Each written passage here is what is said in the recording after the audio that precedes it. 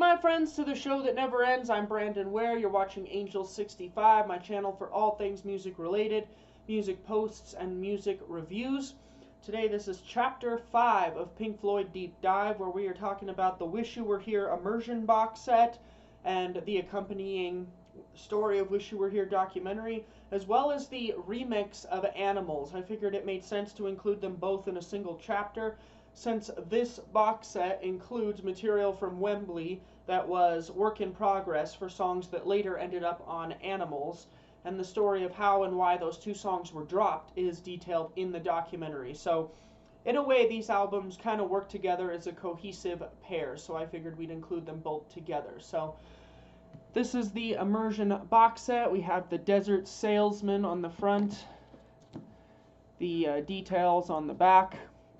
And similar to the Dark Side of the Moon box set, a lot of the stuff that was initially in here no longer is. I have the scarf being used as a decoration, and the coasters, once again, are long gone. A few of them still remain and are being decorations, but what happened to the rest of them, I'm not entirely sure. But we do still have the marbles in here. So just a little felt pouch with 3 marbles in it. The theme of absence, which is kind of clever and also kind of silly because, well, they could be marbles from anywhere, so not particularly special in any way. Here's the Blu-ray disc from the Immersion box set. This includes the surround mix, the quad mix, and the original stereo mix, as well as about 20 minutes of concert screen film, so far less material than was on the Dark Side of the Moon Immersion Blu-ray. This is the Story of Wish You Were Here Blu-ray. So the original, that disc fell out. Original documentary was about an hour long, which I saw on YouTube, and then this Blu-ray contains an additional 20 minutes or so of footage, interviews, performances that I had never seen, so that was an interesting bonus. Here we have our collector's cards. There's the A Momentary Lapse of Reason Beds, Oxymeni's poster, Wish You Were Here tour program, and Kew Gardens. So pictures that if you've been watching this series, you've probably already seen many times before. Here's our memorabilia, a tour ticket, and a backstage pass. So nothing too spectacular here, and there's not an additional bonus envelope like there is in the Wall and Dark Side of the Moon with some extra stuff in it. We do have our obligatory credits booklet though. And then we have our 2 big style booklets. So here is the album booklet with lyrics and imagery from the album. And there's some notes in here from Storm Thorgerson on the cover, as well as a short essay by Mark Blake.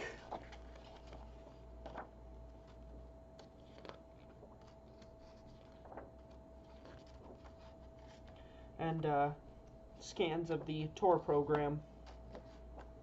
And here is the photo book.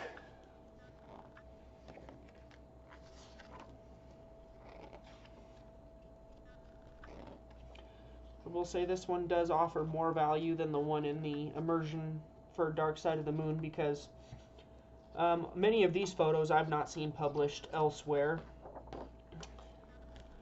And then at the bottom we have our 4 discs, 2 CDs, the album plus bonus tracks, live at Wembley and previously unreleased material, as well as the disc of audio mixes and the concert screen films.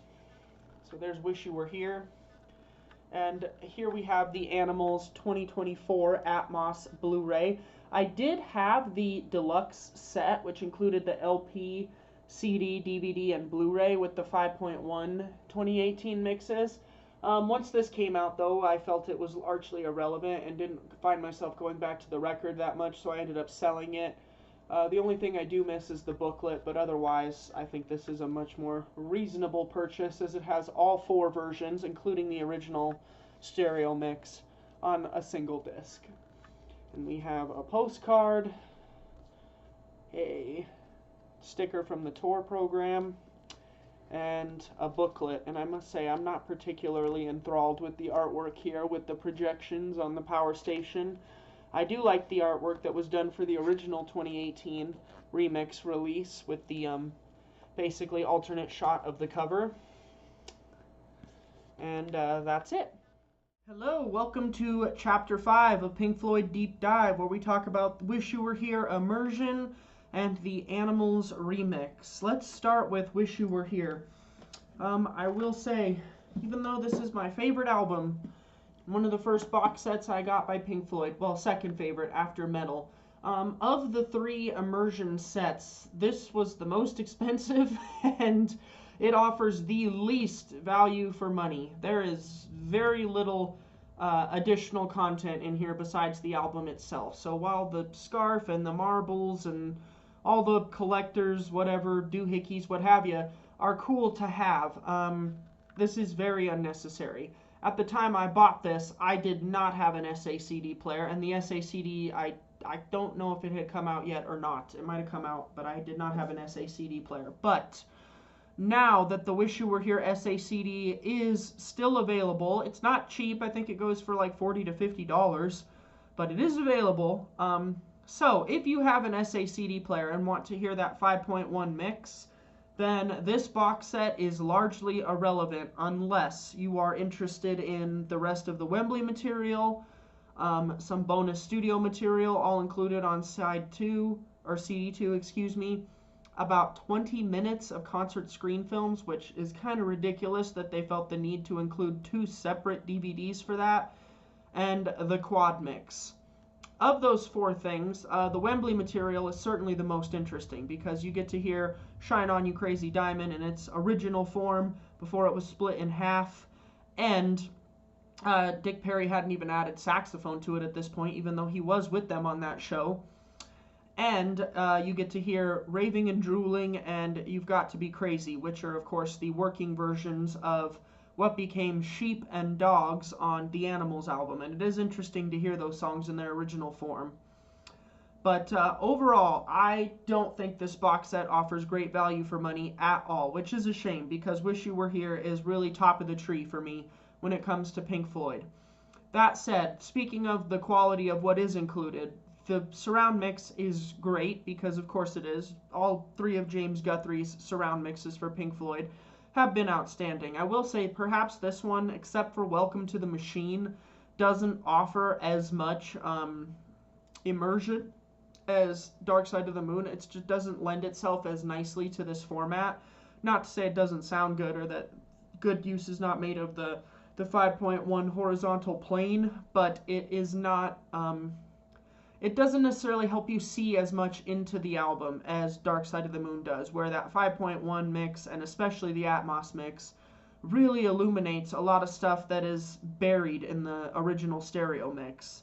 Whereas this, I feel like it's basically sounding like the same album, not really any additional detail, just things are more spaced out. And it's very enjoyable to listen to. But in this case, I would not say I prefer it over the original stereo mix. Is as good as it is, I still prefer the original stereo mix over the 5.1 mix. I think it's just how I'm used to hearing the album, and it works really well that way. Like I said, the song that probably uses the 5.1 most dramatically on the entire album is Welcome to the Machine.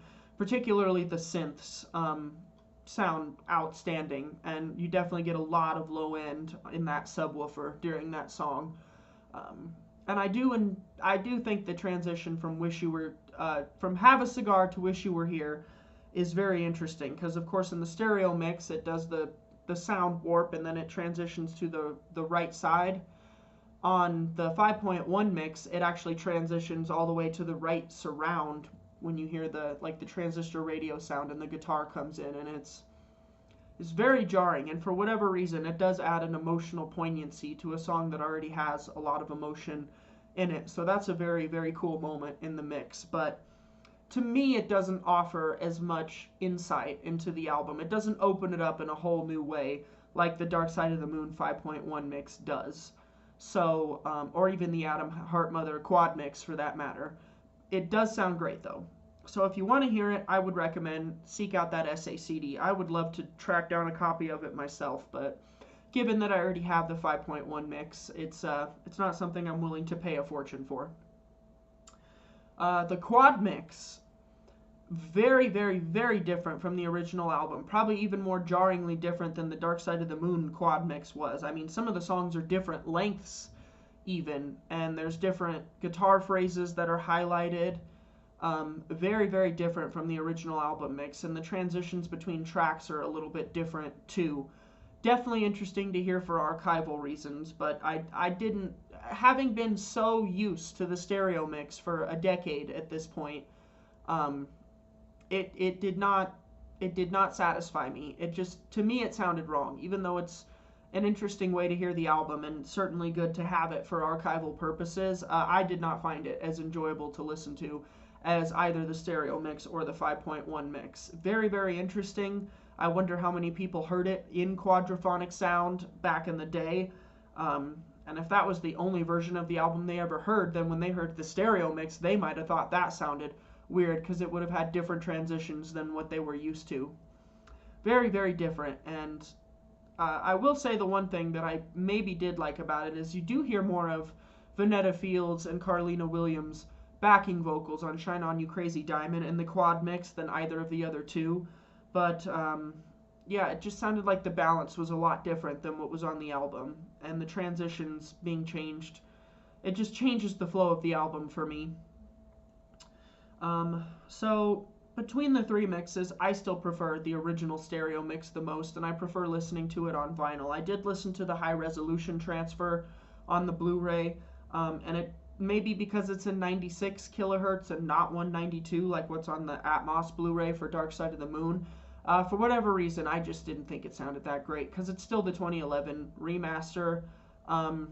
It just didn't have as wide of a soundstage, and it didn't impress me as much as that high-res transfer of the Dark Side of the Moon remaster from 2023. But still nice to have in high resolution. But overall, I think if you can find that SACD and you have an SACD player, then that is probably a good compromise, unless you are interested in the additional material exclusive to the box, which is 20 minutes of concert screen films. Far cry from the hour of concert screen films that we had on the Dark Side of the Moon Blu-ray, plus a bunch of other additional content. So that's all you get, 20 minutes of concert screen films, or really like 15 minutes of that, and then the Storm Thorgerson short film, which is like 6 minutes and is very strange. I did not find it super compelling. The concert screen film that works the best is, of course, Welcome to the Machine. Gerald Scarf's animation for that is just phenomenal. I just love the haunting quality of those animations. Is it worth paying a $100 box set for something you can listen to on YouTube, albeit not in 5.1? No, in hindsight, I would probably have thought twice about that. Like I said, my main motivator for buying this back in the 2014-15 when I bought this, whenever it was the 5.1 mix, because at that time I did not have an SACD player. Had I already had an SACD player, I might have just opted for that instead, because you really don't lose much value. That said, CD2 is probably the real like archival bonus point of the box, which has the 3 tracks from Wembley, and then it has wine glasses, so the original version of what became the opening to Shine On from the Household Objects project. It has an alternate version of Have a Cigar with some different guitar leads, and it has Roger Waters and David Gilmour doing the vocals on it, and you can hear little snippets of that in the documentary, which we'll come to next. And it has Wish You Were Here with violin on it, which was cool, but not particularly interesting to me. I prefer the finished guitar version better.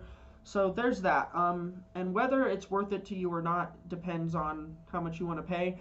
But the good news is that additional CD is available separately in the Experience edition of the album, which I believe you can still find. So that has the 2011 remaster on CD1, and then what's effectively CD2 of this box set. So you don't have to pay for a fortune for all the extra items and the mixes and the kind of pointless concert screen films. That I just found irritating because on the Dark Side of the Moon documentary, it made sense to have 2 DVDs and a Blu-ray because there was so much visual content included on that disc. Here it's literally 20 minutes of visual content, and that's included on its own DVD, which is just pointless. Instead of making this a 5-disc box set, they could have easily made it a 4-disc box set, 2 CDs, a DVD, and a Blu-ray. There did not need to be 2 different DVDs for that, because most people buying this, I would assume, have a Blu-ray player anyway. I did not, funnily enough, when I first bought this, so I was reliant on the DVDs, both in Dark Side of the Moon and Wish You Were Here, and eventually wanted to upgrade to Blu-ray so I could hear the increased sound quality, and man, does it make a difference, especially since the DVD doesn't even have like DTS 9624, which would have been nice. It's only got Dolby Digital, which is very lossy. That said, as with Dark Side of the Moon, I did have to listen to the quad mix in Dolby Digital off the DVD, because for whatever reason, my very expensive, supposedly highly capable Atmos receiver can't play 4.0 PCM off a Blu-ray. It will just down mix it to stereo 2.0 PCM. Why it's not set up to decode that, I have no idea, and I've tried messing with settings and all that, so that was frustrating, but it sounded fine in Dolby Digital. Okay, so that's basically all that's on there. Far less to talk about than the Dark Side of the Moon box set, and so for me, a much less worthwhile purchase. I think better purchases would be the SACD and the Experience Edition, and if I could go back in time, that's probably what I would do, because the only thing you'd be missing then is the quad mix, which again, while historically significant, is not preferable to the 5.1 or stereo mix, and the concert screen films, which are far less interesting in my opinion, except for Welcome to the Machine, and you do get snippets of them in the documentary anyway. Speaking of, the story of Wish You Were Here. Great documentary. I think I paid about $20 for that Blu-ray, which seems reasonable enough to me. I watched that documentary on YouTube back in the day, and then YouTube cracked down on all its copyright stuff, and so it's not available anymore. So I had not seen it for years when I watched it again, and it is a very insightful documentary. It's cool to hear the isolated tracks, hear them talk about the album and the context of it, to hear Roger explain what the words mean to him, and then to hear David and Roger just talk about their differences and just what resulted in a really great album through a turbulent period in the band's history. The only thing that I don't like about the documentary is they could have used more of Richard Wright in it, the archival interview that was present with John Edgington. The good news, however, is on John Edgington documentaries on YouTube, there are some full-length, uncut interviews with David Gilmour, Roger Waters, Richard Wright, and Nick Mason, all from this period, or perhaps earlier when this documentary was first made. And they're all about an hour and a half long each, and I did listen to all of them a while back. And Richard Wright's was particularly enlightening, especially when he talked about Sid. I think he had maybe a more honest approach to it than David or Roger. Because you could argue Roger's lyrics for Shine On You Crazy Diamond, as beautiful as they are a little bit cynical and maybe don't paint him in the best light. And Nick Mason just kind of seems like he's in the middle, he's indifferent. I haven't read his book yet, but I guess what I saw in the reviews was he basically concurs with Roger that they really, really did try to help him, and it became clear that there was nothing they could do. Then again, in the documentary, Nick Mason is very honest and says that a lot of Sid's mental health struggles were probably indirectly caused by the band themselves, because they put a heck of a lot of pressure on him to go the commercial route, which he was resistant to, and he just drifted further and further away from reality. And when they tell the story of him coming to the studio, you know, it is a very emotional moment, especially when they show the picture of what he looked like. It is hard to believe that the man that led Pink Floyd through Piper at the Gates of Dawn and See Emily Play turned into what he did, and it's a real shame. As David Gilmour says, it's a great loss. While I certainly don't know what would have happened to Pink Floyd had Sid stuck around, and I like what they did a lot after he left, it is a very sad loss. But still an insightful documentary. I mean, a lot of the stuff that's in there has been told elsewhere, but it is nice to hear it from the band members themselves. It's also nice to hear from Brian Humphreys, the engineer, from Roy Harper, from Storm and Aubrey at Hypnosis, talking about the cover. You know, there's a lot of insight there, and to even hear from Vanetta Fields about her work on the album and what she thought about it. Really cool documentary, highly worth watching. And the extra footage was interesting as well, stuff I had not yet seen, where Nick Mason kind of talks about being the man in the middle. Roger talks about some of his lyrical inspirations, and, you know, fair enough, he actually seems fairly reasonable. And David Gilmour talks about just his contributions. It's all very interesting footage, definitely well worth watching for $20. If you can find it online streaming, then perhaps you want to watch it that way, but I definitely wanted to have a physical copy, and it was nice to watch it again for the first time in many, many years, because there are things that I forgot about it. It was particularly funny to hear Roger talk about how he didn't like Roy Harper's performance on Have a Cigar, and he wished he had done it himself, and I mean, it could have worked, but I think Roy Harper's vocal on that song is just fantastic and is one of the high points of the album. So that's just my opinion, but having gone through an experience myself recently where with my band I brought a song in I was very proud of, and what initially turned into a great creative collaborative experience kind of turned sour when we went to the mixing process. I do understand where Roger's coming from, where, you know, it's his song. He knew what it was about and what he wanted the vocal to sound like, and he couldn't achieve it, and it kind of left his hands. But in terms of what's more pleasant to listen to, I mean, if you listen to the version with Roger and David singing and compare it to Roy Harper, I mean, Roy Harper just blows them both out of the water. His performance is outstanding on that album, on that song. So, do I recommend the Immersion box set? No, not really, especially since it's even harder to find and is more expensive now. If you can get the SACD and the Experience Edition instead, and then pick up that additional Blu-ray for The Story of Wish You Were Here, I think if you find those for reasonable prices, you can probably spend about $80 and get everything that's in the box set, or should have been in the box set, which the documentary should have, for far cheaper. The only things you'd be missing are the quad mix and the concert screen films, which I don't think is a great loss. Okay, let's move on to Animals. So another personal favorite of mine, as I've said before, and I just listened to all 4 versions on this album. The original stereo mix sounds good in high resolution. It was not until I listened to the original stereo and the 2018 stereo back to back that I realized how different they are. Because when I first got the Animals remix, I just listened straight to the stereo and 5.1 mixes and was like, yep, it just sounds like a better album in 5.1. And then there's just some EQ changes and a couple interesting choices, like taking all the reverb off of Roger's vocal on Pigs on the Wing 1 and 2. But other than that, I felt like it was fairly faithful to the original. But then I listened to them back to back, and it was striking how different they are. And it's hard to say which one I prefer. So there's kind of this more, I mean, the original version is just more 70s sounding. It's less compressed, and it's more of an open band performance.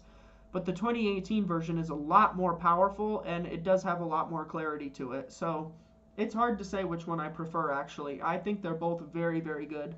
I would probably go with the original just because it's the way I'm used to hearing the album, but the stereo remix is great. The only thing I regret about selling that overly priced 4-disc set version was that I don't have the LP or the booklet anymore, and I'm debating whether I might pick up the LP, the standalone version, which I think has basically the same booklet in it anyway. But yeah, I did not see the point in keeping that because I never listened to the CD, and everything that's on the Blu-ray in that box set is here now, with, of course, an Atmos mix. So surround sound and Atmos. I mean, they're basically the same mix. It's just the Atmos mix has the overhead effects. So between the two, I mean, obviously the Atmos is preferable. They both sound fine though. So if you, again, they released this on SACD as well. So if you only have a 5.1 setup, then that SACD should do you just fine. I think this is a great purchase, though, even if you don't have an Atmos capable system, because it's only like $20 and you still get the other 3 versions, including the original in high resolution. The only thing I'm not fond of is the artwork. I thought that the artwork that they did and that is on the screen when you're listening for the original 2018 remix box set is much cooler than this with the projections. It doesn't seem to bear much resemblance to the original album, and except for the front cover, there's like almost no display of the pig, which is kind of like the whole point. The pig is the thing, not the environment it's shot in necessarily. I don't think even the 2018 version is cooler than the original cover, though. There's just something about the color of that, like that red sky, that looks so cool to me. The Animals is my favorite of all the Pink Floyd album covers. I think it's just a genius, hilarious, brilliant cover, and the story behind it is even funnier. But yeah, of course the Atmos mix is phenomenal. James Guthrie is just a genius. Everything he does he's so good. And he knows how to make things sound very, very natural, which is something I think I've said before. Whereas other 5.1 mixes, it's not necessarily that they're more gimmicky, they're just different. Like a Steven Wilson 5.1 mix tends to be a lot more dry and spaced out, where Guthrie is really good at maintaining the sonic character of the original album and just making it sound bigger. So if you want to hear something that sounds a little more like what you're used to, then the Guthrie mixes are great. Yeah, all 3 of the Guthrie mixes, Dark Side, Wish You Were Here, and Animals, sound phenomenal. It's absolutely worth checking out. Of course it is. And Animals has always been an album that I really enjoy. I said in the chapter 1 that I'm not so sure about the Pigs 3 Different Ones lyrics. I've kind of I think I've come back around to them. And in this 5.1 and new stereo mix, you really hear a little bit more of the nuance in Roger's voice. And he really does give a very, very good vocal performance, especially on Sheep, which is kind of why it's such a shame what happened afterwards. A little bit on The Wall, and especially on the final cut, where he just moved into this darker, more whiny, loud sound, and it doesn't sound like he was using his voice the way his voice is meant to be used. Whereas on this, he gives a very good, convincing rock performance and actually sounds like a very good singer, and I like it. I still don't like his voice as much as David Gilmour's, but I do like it. And of course, Gilmour's contributions to the album, both on bass and guitar, are just incredible. Alright, that's enough of that. So, what are the takeaways from this video? If you want to hear Wish You Were Here in 5.1, pick up the SACD. If you want to hear the Wembley material, pick up the Experience Edition. If you want to hear the story, then buy the documentary. And of all the releases of Animals, yeah, get this, because it's got all 4 on one Blu-ray, and it's good value for money. Let me know what you think. Alright. We'll see ya when I get back with The Wall.